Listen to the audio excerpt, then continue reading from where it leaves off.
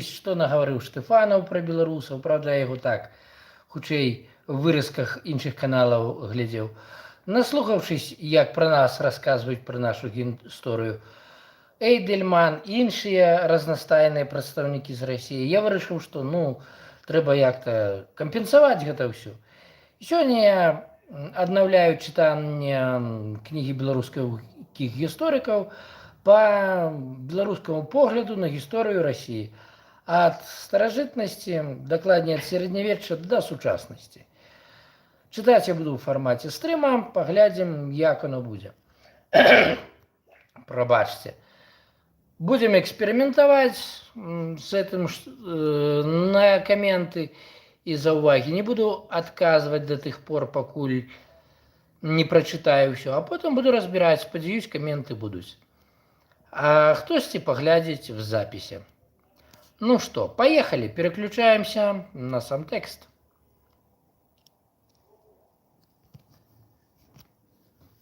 Будем вось так спрабаваць.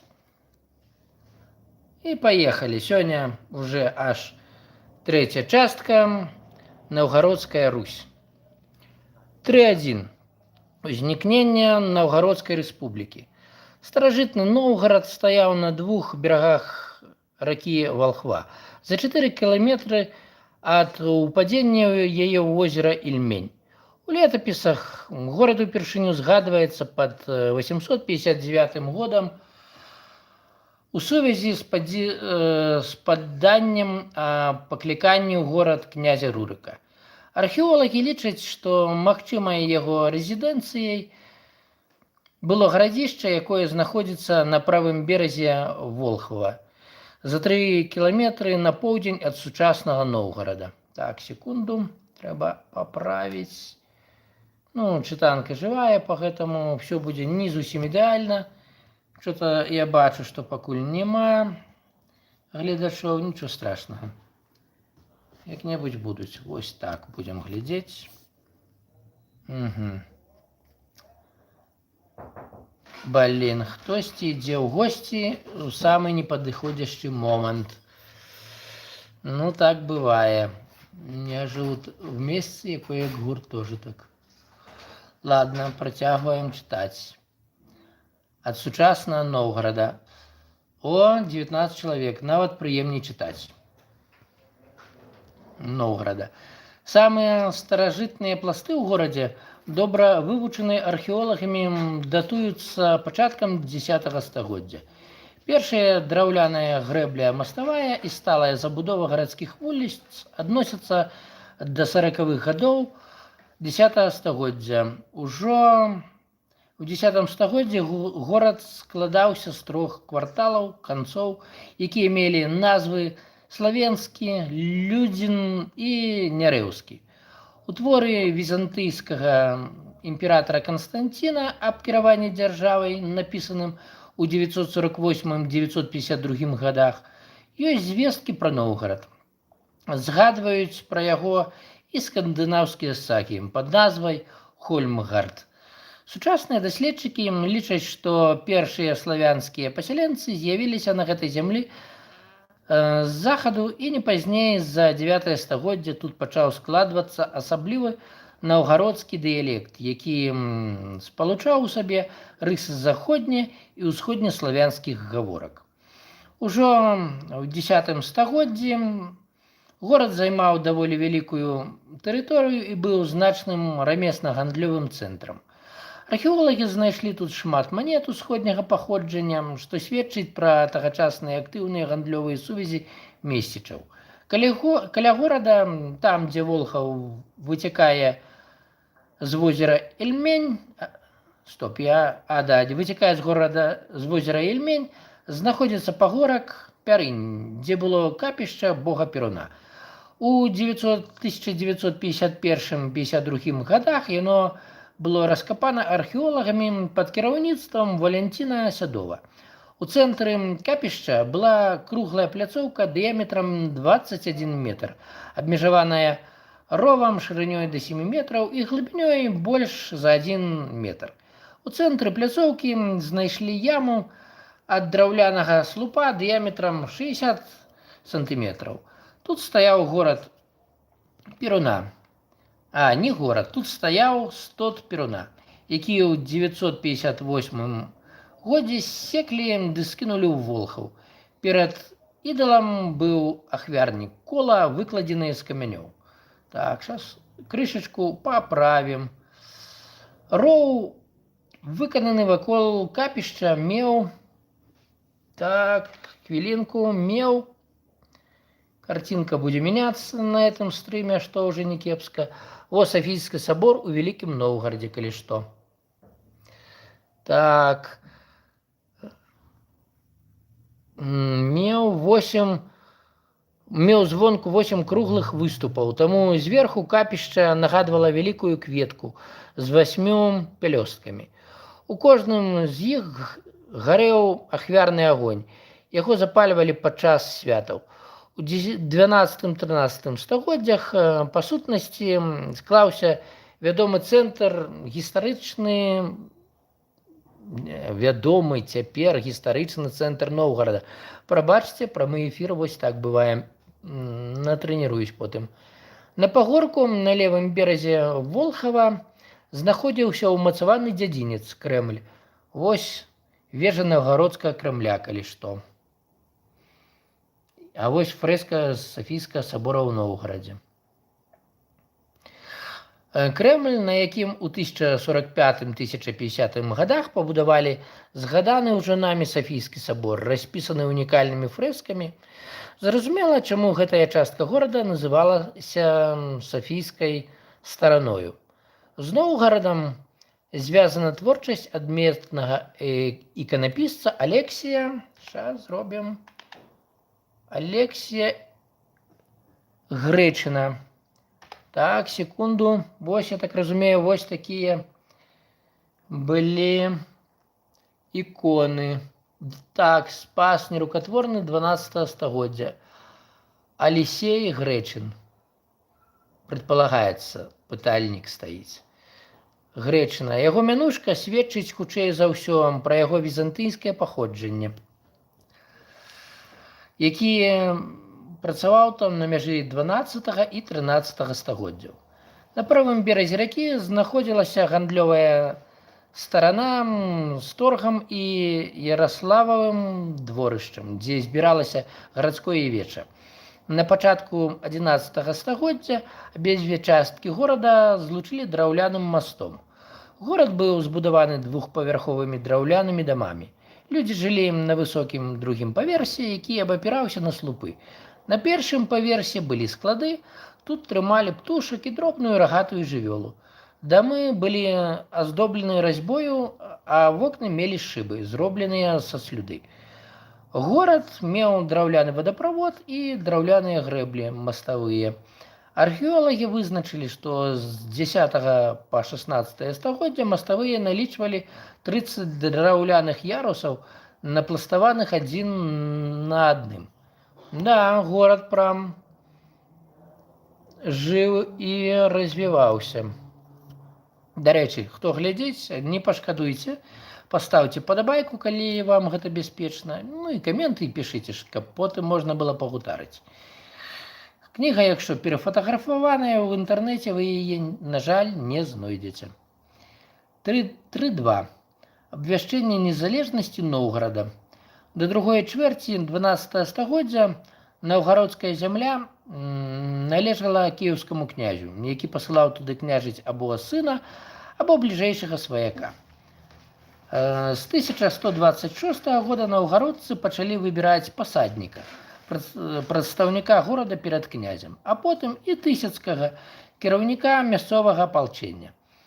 У 1136 годзе новгародцы адмовіліся падпарадкоўвацца вялікаму кіеўскаму князю і абвясцілі незалежнасць сваёй дзяржавы, якую да канца 15 стагоддзя яны з гонарам называлі гаспадар Вялікі Новгарад.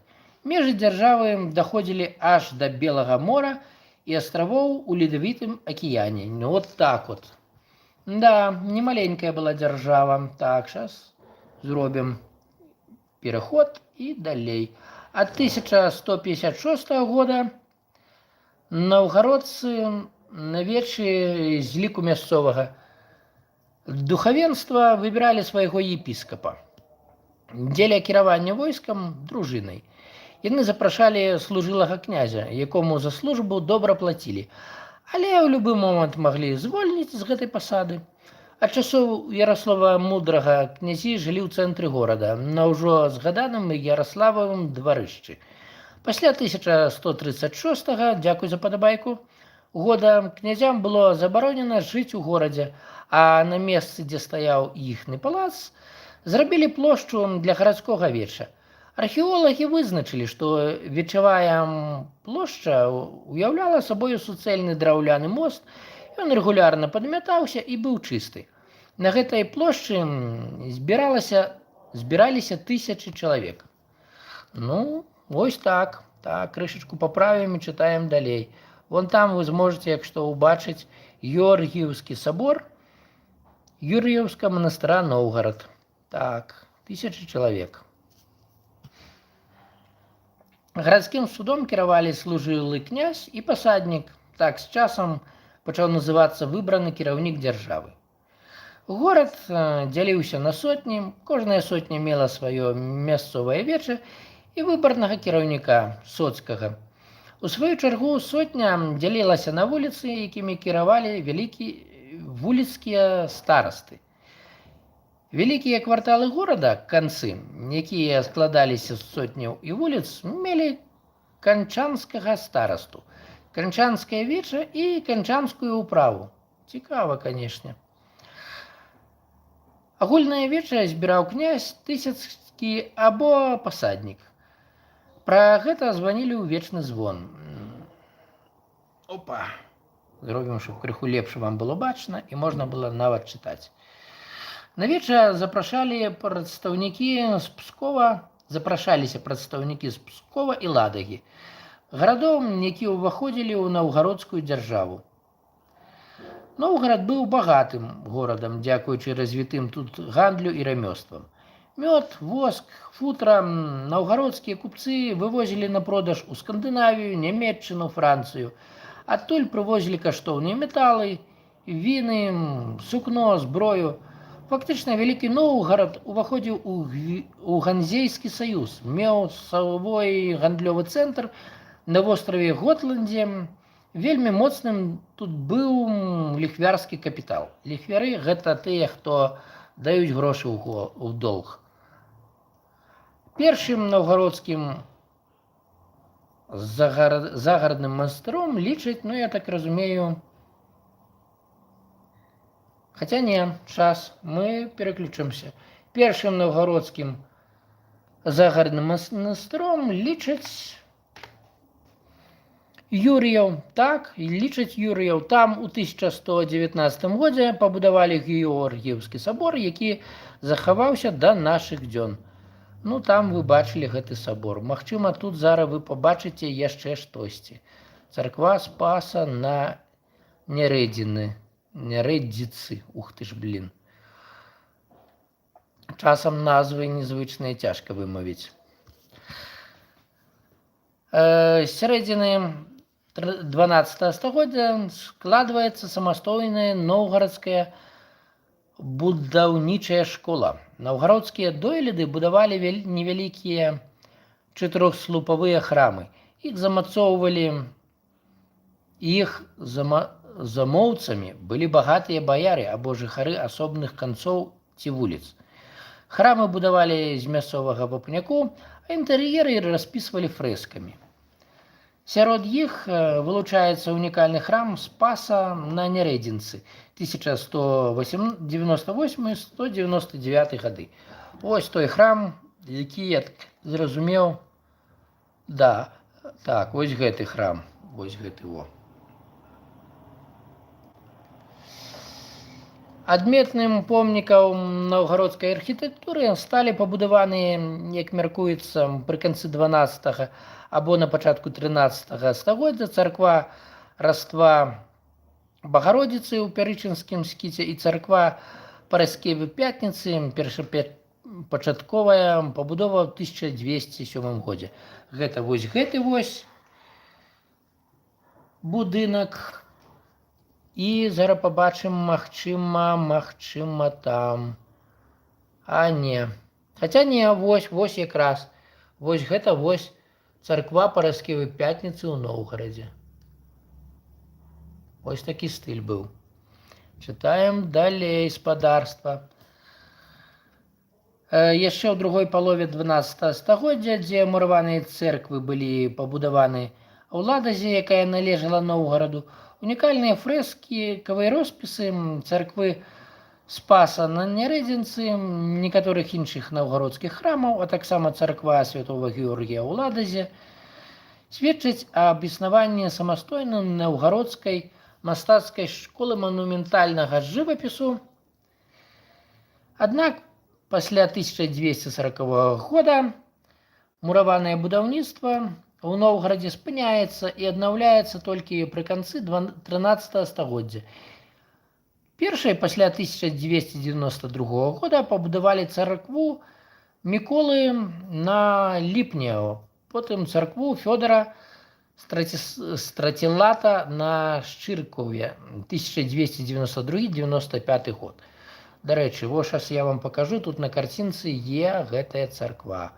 Вось храм Міколы на Ліпне у Новгарадзе. Вось гэта вось, калі што.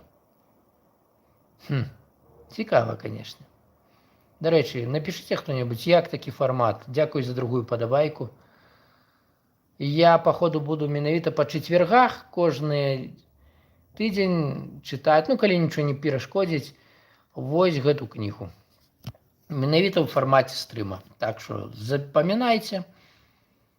На канал, дарэчы, подписывайтесь, дзеліцеся. Так, поехали далей. У 1951 годзе археолагі знайшлі ў Новгарадзе першую берасцяную грамату на грэблі маставой 14 стагоддзя.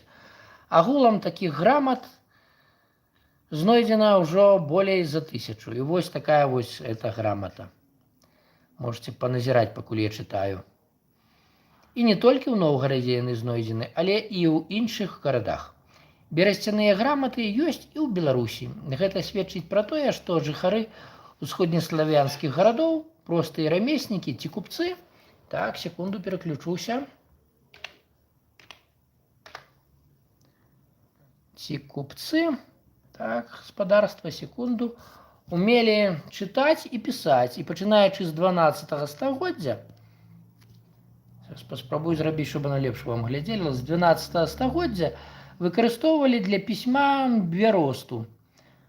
Новгарад быў таксама значным цэнтрам сярэднявечнай музычнай культуры. О як!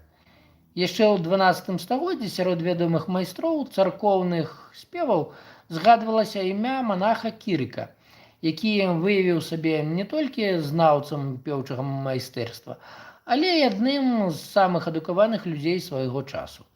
Так, зараз крышачку паправім. І чытаем далей. 3.3. Пскоў. Падраздзел 3. Ну што, є тут пскавічы, каб паслухаць пра Пскоў. Другім паводле велічыні і значэння горадам, які да 14 стагоддзя ўваходзіў у Новгарадскую зямлю, быў Пскоў, заснаваны крывічамі. На тэрыторыі сённяшняй Пскоўскай вобласці крывічы з'явіліся ў 7-8 стагоддзі і дайшлі ажно да паўднёвых берагоў Чудскага возера. Яны ўвесь час кантактавалі з мясцовымі фіна-угорскімі плямёнамі і таму склалі асобную групу пскоўскіх крывічоў. Упершыню пскоўскія крывічы згадваюцца ў аповесці мінулых летаў пад 859 годзе у сувязі з іх сумесным паходам на Візантыю ў складзе войска кіеўскіх князёў Алега і Ігара. Пад 862 годам у летапісе згадваюцца горад Ізборск і Варах-Трувар, які пасяліўся сярод пскоўскіх крывічоў на гарадзішчы, названым у яго гонар Труварвым. Пазней, у 1329 годзе, у Зборску будуецца мураваная цвярдыня, што дайшла да нашых дзён. Пры канцы 14 на пачатку 15 стагоддзяў Ізборск меў пасады і гарадскі могільнік. Так, секунду, зараз я паправлю, чытаем далей. Вось Трувараў крыж у Ізборску, калі што. Можете поставить на паузу, паглядзець падрабязней, каму цікава. Чытаем далей. У 8 стагоддзі на высокай скале сутоцы рэк Вялікай ды Пскавы якраз і ўзнікла гарадское паселішча пад назвай Пскоў. Ось так, Пскоў з 8 стагоддзя існуе. Немалады горад. Археолагі знайшлі ў гістарычнай частцы горада шматлікія рэшткі дахрысціянскіх ахвярнікаў. Яны мелі авальную форму і былі складзеныя з чыстага рачнога пяску і абкладзеныя па перыметры каменнымі плітамі. Побач ляжалі шкілеты коней, прынесеных у ахвяру. Дарэчы, крэпасць у Ізборску. 14-15 стагоддзі. Штосьці дзесьці я націснуў, гэта трэба выправіць. Опа. Ну што, скачуць у мяне гледачы, то іх багата, то іх не багата. Спадзяюсь, нехта яшчэ глядзіць. Блін, штосьці глючыць. А вось гэта мне не падабаецца. Мне глюкі не патрэбныя зараз. Блін, мінус, плюс. Прабачце, бывае пры прамых эфірах такая штука. Сейчас паправім спадарства і чытаем далей. Побач ляжалі шкілеты коней, прынесеных у ахвяру. Гэта сведчыць пра тое, што горад быў буйным рэлігійным цэнтрам на крывіцкіх землях. Першы раз у летапісе Пскоў згадваецца пад 903 годам. Ад 10 стагоддзя ён знаходзіўся ў складзе Кіеўскай Русі, а з 12 стагоддзя належаў наўгародскай дзяржаве. У 1240 годзе горад захапілі ливонскія інфлянскія рыцары, але 2 гадамі пазней яго вызвалілі войск наўгародскага князя Александра Неўскага. Самая старажытная частка горада, дзядзінец, он там знізу, я так разумею, спачатку ён меў драўляныя, а потым з 13 стагоддзя мураваныя ўмацаванні і атрымаў назву Пскоўскі Крэмль або Кром. Так, сейчас поправим, и все будет как мае быць. Плоская вежа Пскоўскага Крамля, гэта вось, як што. Самая старажытная частка, да, дзядзінец, Кром. У плане гэта няправільны шматграннік, абнесены мурамі з вежамі, якія складзены з вапняковых пліт шэрага колеру. Так, мінус, плюс... А не атрымалася. Ось. А што такое? Ладно, зробім па-іншаму. Сейчас спадарства.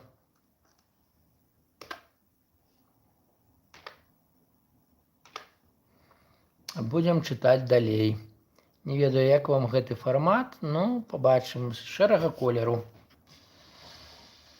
У сярэдзіне 12 стагоддзя пскоўцы зрабілі мураваную паўднёвую частку сцяны Крома.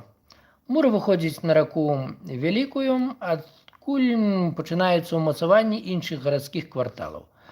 Раскапаныя археолагамі рэшткі, дзякуй за 3-ю падабайку, рэшткі першых дамоў гаражан уяўлялі сабою паўзямлянкі трохвугольнай формы, памерам 3 на 3,5 метры, заглыбленыя ў зямлю на 30-40 сантиметраў. Сцены пабудоў абмазаныя глінай, жытло ацяплялася вогнішчам, абкладзеным камянямі. Пры канцы 12 стагоддзя за рэчкай Вялікай на адлегласці 1,5 кіламетра ад дзядзінца быў пабудаваны першы мураваны Спаса-Мірошскі сабор. Храм выкананы ў тэхніцы мяшанай муроўкі, дзе чаргаваліся рады тонкай цэглы плінфы і каменных пліт. Сабор быў распісаны унікальнымі фрэскамі. Яшчэ адзін прыгожы сабор Раства Багародзіцы быў пабудаваны ў 1310 годзе у Снетагорскім манастыры.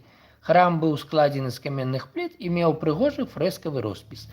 Я вон прям бачу і таму адвлекусь і пакажу картинку. Вось гэта царква Спаса на Ільне у Новгарадзе. Калі што, вось гэта. Але я думаў, што гэта іншае. Не, гэта да наступнай часткі. Храм быў складзены з каменных пліт і меў прыгожы фрэскавы роспіс. Ну да, все, пра Пскоў. Частка 3-4. Культура Новгорада і Пскова ў 14-15 стагоддзях. Адносна... Так, паспрабуем зрабіць, каб оно так не было, не выходзіць. Ладно, чытаем далей. Адносна земляў суседніх рускіх княстваў новгародская і пскоўская культура ажно да паглынання абедзвюх земляў Масковою перажывала ўздым. Гэта, зрэшты, дазволіла маскоўскай дзяржаве пераняць пэўныя дасягненні дэмакратычных баярскіх рэспублік. З прычыны свайго грамадскага ўладкавання ў гэты час новгародцы і пскоўцы не будуюць вялікіх, як Новгарадская Сафія, храмаў, хоць па-ранейшаму ўжываюць распрацаваныя архітэктурныя тыпы. Меншыя памеры будынкаў дыктуюць воля і магчымасці замоўцы, не князя, а купецкай грамады, адпаведных канцоў у гарадах. У Новгарадзе захоўваецца структура чатырохслуповага аднагаловага храма. Колькасць аспід скарачаецца з 3 да 1. Асаблівасцю... прабачце, чого ж не напісаў ніхто, што я планшет перенёс. Асаблівасцю афармлення фасадаў робіцца трохлопасцевае завяршэнне з павышанай цэнтральнай часткай замест пазакамарнага, якое клалася непасрэдна па ўзроўні скляпенняў кожнага аб'ёму інтэр'ера. Барабан і завяршэнне муроў дэкарыраваныя сціплымі паясамі дэкаратыўных выхбачак, арачак. Самі муры набываюць выразную суровую моц. Да муроўкі з цэглы, чаргаванай з каменем, дадаюцца груба абчасаныя вапняковыя пліты. У 14-15 стагоддзях склаўся класічны тып багата аздобленага новгародскага храма. У якасці аздобы рабілі выступы на фасадах, лапаткі. Секунду, спадарства. Лапаткі, розныя нішы, броўкі, паўвалікі і дэкаратыўныя крыжы. Для будаўніцтва выкарыстоўвалі і тоўстую брусковую цэглу. Да самых выдатных храмаў гэтай эпохі належалі цэрквы Успення на Волатавым полі 1352 год, Фёдора Стратилата, незвычныя для мяне назвы, я прям блытаюся іх, бо першы раз чытаю. Успення на Волатовым полі 1352 год, Фёдора Стратилата на Ручаі 1360-61 год, Петра і Павла на Слаўне 1367 год, Спаса на Ільне, вось гэты вось храм 1374 год, Раства на Могілках 1381-82 год, Петра і Павла Кажэўніках 1406 год, Спаса на Валасавай вуліцы 1407 год, Івана на Акопках 1453 год, 12 апостолаў на пропасцях 1454 год, Дмітрія Салунскага на Слаўкаве 1462 год, Уверення Фомы на Мячыне 1463 год, Сімеона у Зверын Покровском монастыры 1467 год. Ёй, абсолютно незвычные для меня назвы, поэтому вымаўляю их так себе. Дарэчы, Новгарадскі Кремль, часазвоння. Ох ты ж, ёлки-палки, читаем далей.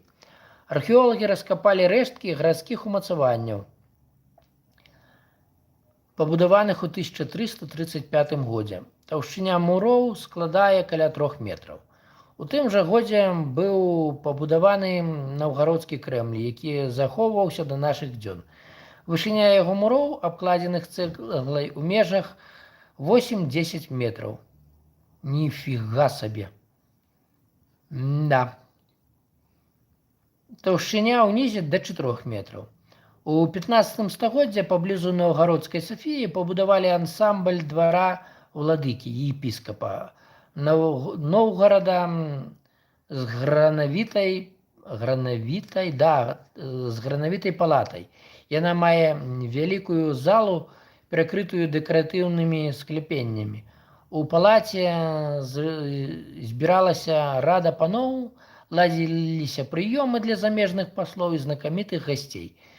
Побач стаіць дазорная вежа, часазвонная, вось гэта вось, пабудаваная у 1443 годзе.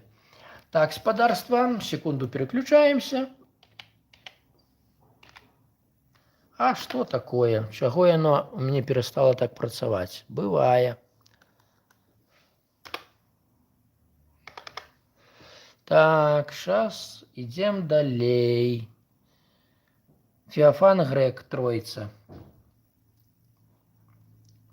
У 20-30-х годах 15 стагоддзя новгарадцы заснавалі славуты Салавецкі манастыр на астравах у Белым моры. Пачынаючы ад 13 стагоддзя у Новгарадзе існаваў культ Міколы Цудатворца, а ў 15 стагоддзі склалася Новгарадская школа іконапісу. Вось гэта, я так разумею, Феофан Грек, Тройца з роспісу царквы Спаса на Ільіне. Ось так вось. Для яе характэрныя выявы святого Георгія Пераможцы у 70-х годах 14 стагоддзя Феофан Грек, ну так вось, аўтар гэтай іконы, які прыехаў сюды з Візантыі, распісаў фрэскамі згаданую вышэй царкву Спаса на Ільіне. Паводле знакамітага расійскага даследчыка Ігара Грабара, ідэал наўгародца – сіла і яго прыгажосць сілы. Паступова да дэкарацыі сцен храмаў вяртаюцца лапаткі, што па ўсёй вышыні разбіваюць кожны фасад на 3 паасобныя сегменты і паўкалонкі на аспідах. Што такое аспіды? Хацеў бы я ведаць па шчырасці.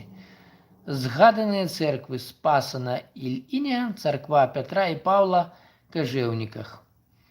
у Кажэўніках. На подкупальных барабанах узнікаюць дадатковыя ярусы арачак. Убранства паступова робіцца больш святочным.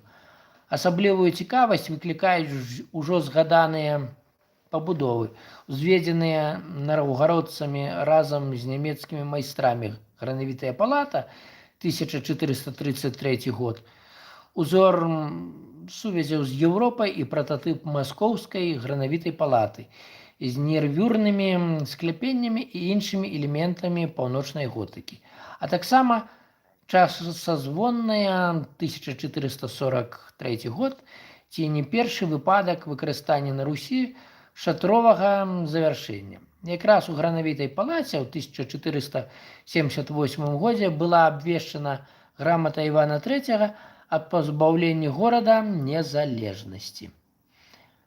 Нямала жыхароў Новгарада на той час былі пісьменнікамі, адукаванымі людзьмі, пра што сведчаць тыя ж берасцяныя граматы пісьменнымі былі, якія пераважна датуюцца 14 стагоддзям.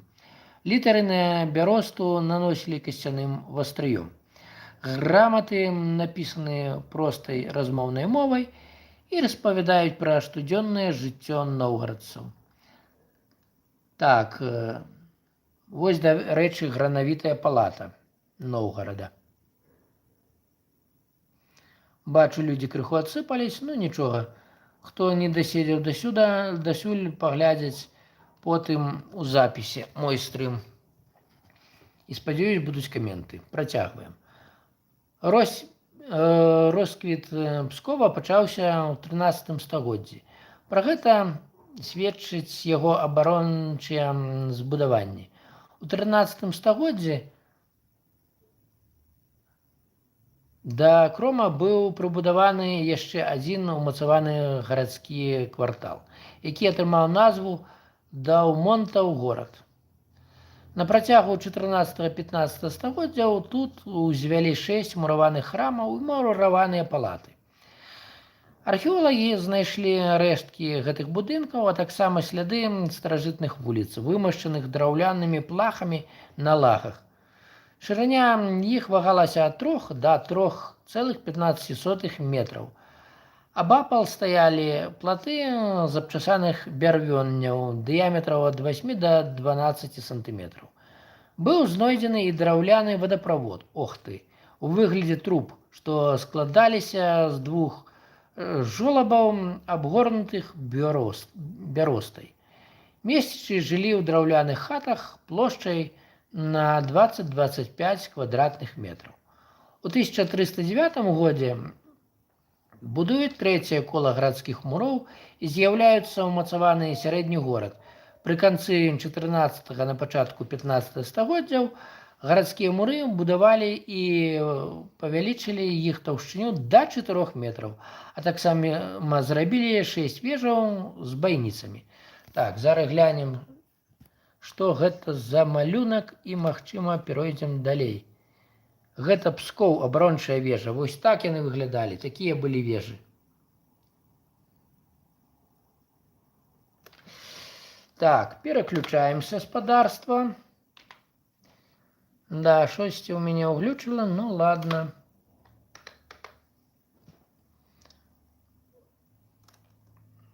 Уже 37 хвілін я читаю. У другой палове 14 стагоддзя ўзводзіцца новы мураваны сабор Святой Троіцы. 20 мураваных храмаў у розных частках горада, напрыклад, сабор Раства Багародзіцы Снетагорскага манастыра, 1311 год. І чацвёртае кола гарадскіх муроў, абнесеныя глыбокім ровам. Асобны раён горада называўся Запкоўскім і знаходзіўся на другім беразе ракі Пскавы. Дарэчы, дзякуй за 4-ю падабайку. З 15 стагоддзя склалася самастойная пскоўская будаўнічая школа, якая адрознівалася ад наўгародскай. Пскоўскія дойліды стварылі аднакупальную трохапсідную кубічную кампазіцыю храма, а таксама асобны тып бесслупавага храма з сістэмай прыступкавых скляпенняў. Роўныя пабеленыя сцены падзялялі плоскімі лапаткамі на 3 часткі з акруглымі аркамі-выгбамі за камарамі у завяршэнні храма. У якасці прыкладу найлепшых дасягненняў тагачаснага пскоўскага дойлідства можна назваць цэрквы Васіля з Горкі 1413, Успення з Пароменя 1444 год, Казьмы і Дем'яна з Прымосця і Михаіла Архангела на Градзішчы, абодва 1462 год. Успення ў Мялётаве 1461-62 гады, Мікіты Гусятніка 1470 год, Георгія з Узвозу 1494 год. Адной з адметных рысаў шэрагу храмаў пскоўскай школы былі высокія шматпралётныя вязніцы. Так, секунду папраўлю і чытаем далей. Напішыце хто-небудзь, як вам такі фармат. У 14-15 стагоддзях расквітнела і пскоўская школа жывапісу. Творы пскоўскіх майстроў вылучаюцца павышанай экспрэсіяй вобразаў, падкрэсленасцю блікаў і выразнасцю мазка пэндзля. Гэта фрэскі вышэйзгаданых сабора Раства Багародзіцы і царквы Успення. Вось царква Успення ў Мялётаве. Калі што.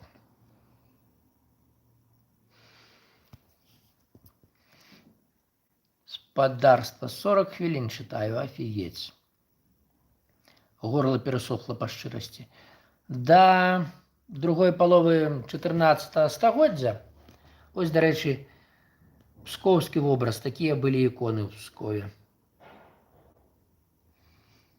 Да другой паловы 14 стагоддзя належаць унікальныя вобразы сабор Маці Божай і Параскева Пятніца, Варвара і Ульяна. Вось якраз гэтая вось ікона. У 15 стагоддзі будуецца славуты Пскоўска-Пячорскі манастыр у мясцовасці Пячоры, які выконваў абарончую функцыю. У 1473 годзе пабудавалі першую падземную пячорную Успенскую царкву. У 16 стагоддзі вакол манастыра ўзнікае пасад.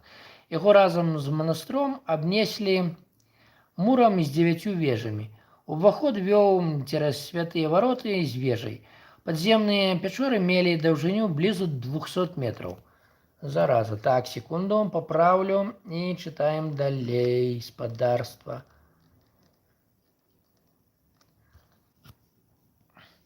У 16-17 стагоддзях тут узвялі 4 царквы, якія дайшлі да нашых дзён.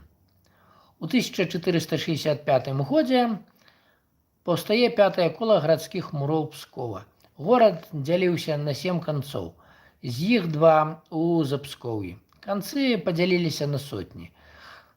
Я так чытаю і разумею, што вось рэальна ў Пскоў, калі там штосьці засталося, я б хацеў з'ездзіць на экскурсію, калі атрымаецца. За межамі горада з'явіліся рамесныя слабоды. У цэнтрах канцоў або слабод пачалі будаваць храмы, якія адначасова былі складамі зброі. У 16 стагоддзі гарадскія муры мелі даўжыню 9 кіламетраў і 37 вежаў, самы вялікі на той час мураваны Крэмль. Аднака, я крышачку здзіўлены. Асабліва вылучалася вежа Грымячая, пабудаваная ў 1524 годзе. Пскоўскае культавае дойлідства мела свае асаблівасці. Таксама невялікія ўзведзеныя з выкарыстаннем вапняковых пліт, як у Новгарадзе, ад якога Пскоў адасобіўся ў 1348 годзе. Храмы маюць больш прыземістыя прапорцыі. Асаблівасцю з'яўлялася завяршэнне асноўнага аб'ёму шматлопасцевымі аркамі і 8схільнымі дахавымі пакрыццямі. Разам з дадатковымі прыбудовамі вакол муроў у ніжнім ярусе гэта ўтварала прыціснутую да зямлі і блізкую да пірамідальнай агульную кампазіцыю.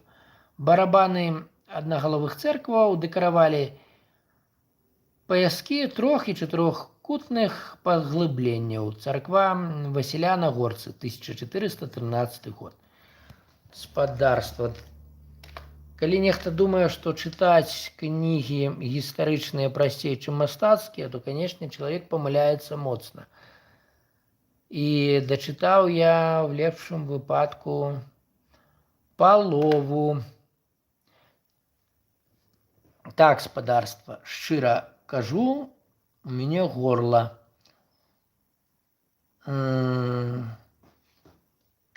Змарылася і пасохла, таму вот чытаю да гэтай часткі і на сёння ўсё.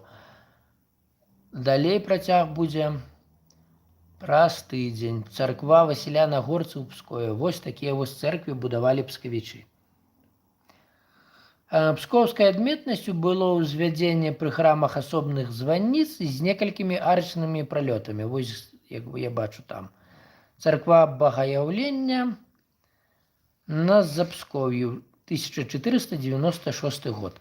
А таксама унікальная на Русі дэкарацыя сцен мураўлёнымі цёмна-зялёнымі кафлямі. Спадарства, переключаюсь на сябе. Вось я такі вось чытаў. Частку 3-5 і далей буду чытаць наступным разам. Змарыўся, шчыра кажучы, тым больш, што гэта не проста вымаўленне многіх гэтых слоў, абсалютна незвычныя назвы. Так што дзякуй всім, хто зайшоў, дзякуй тым, хто паглядзіць у запісе мой гэты стрым, і спадзяюсь пабачыць каментары, як вам такі фармат. Працяг праз тыдзень. Да пабачэння, з вами быў я, Зух Зміцер.